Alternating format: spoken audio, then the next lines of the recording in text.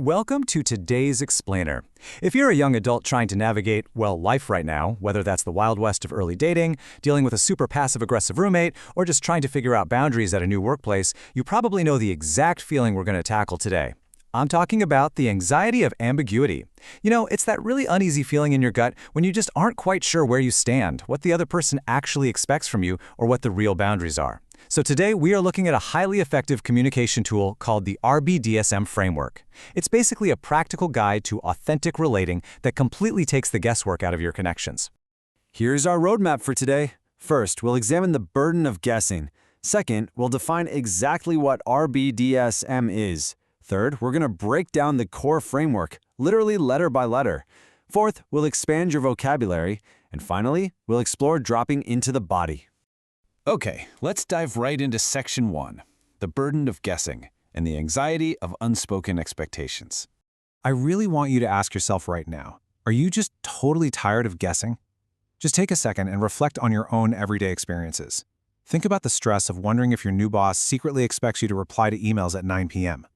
Or consider that awful, passive-aggressive tension when a roommate constantly eats your food without asking, and you don't know how to bring it up. Or even think about the absolute mental gymnastics it takes to try and read a partner's mind during a romantic encounter. We spend so much time looking for these tiny, subtle clues, just hoping we're on the same page, and absolutely terrified of overstepping boundaries. Honestly, it is utterly exhausting.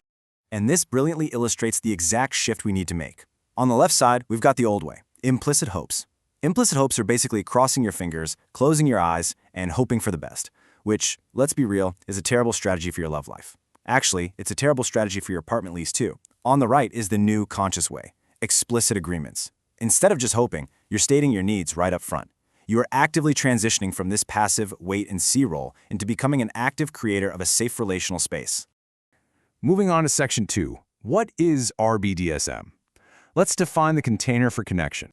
Okay, so we definitely need to clarify this acronym immediately because, yeah, it can be a little confusing at first glance.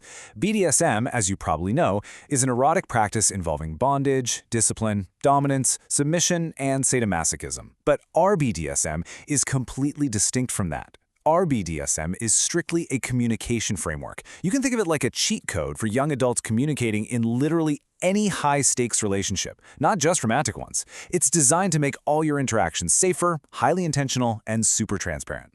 So the underlying philosophy here is something called conscious relating. And that is simply the practice of making the implicit explicit.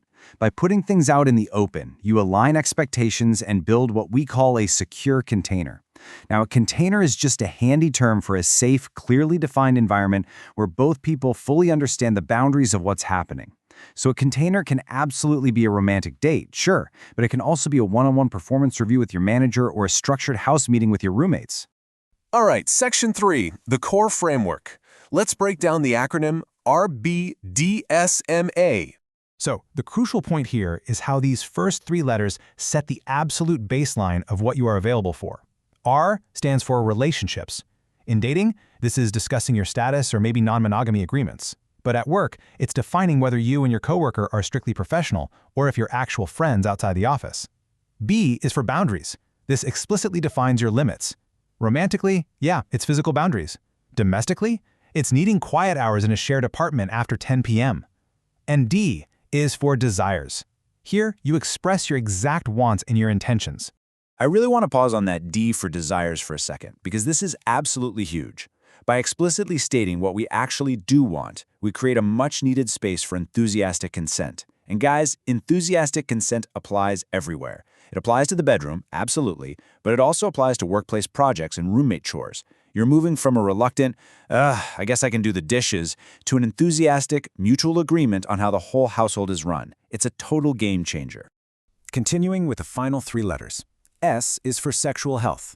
This is a proactive, mature discussion regarding STI testing and safer sex protocols before intimate encounters.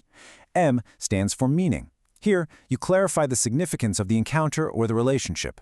And A is for aftercare. Now, while we usually associate aftercare with physical intimacy, in a workplace or a roommate setting, aftercare might literally just be grabbing a coffee together after a really stressful, high-stakes conversation. It's a way to show there are no hard feelings and the relationship is fully intact. Now pay special attention to meaning. because misalignment here is a massive source of interpersonal friction. Being completely clear about whether a connection is purely casual, just an exploration of friendship, or an intentional step toward a deeper emotional bond, that prevents so much heartbreak and conflict down the line. It ensures nobody is left filling in the blanks with their own wild assumptions. Let's move to Section 4, expanding your vocabulary beyond the core 6 letters. Depending on your specific needs, you can actually expand this framework with F, T, and P. F is for fears, creating a safe space to address any anxieties up front. T stands for trauma, allowing you to inform someone about specific triggers or nervous system responses. And P is for power. This one is vital. It acknowledges existing power dynamics, like, say, a boss asking you to take on extra unpaid work, or a master tenant holding the apartment lease over a subletter. Those dynamics, subtly or not so subtly, influence how freely someone feels they can actually say yes or no. Finally, Section 5, dropping into the body and the somatic benefits of clarity. Now, what's really interesting about this is understanding why we go through all this upfront work. We use this framework to shift the burden of guessing entirely away from the participants.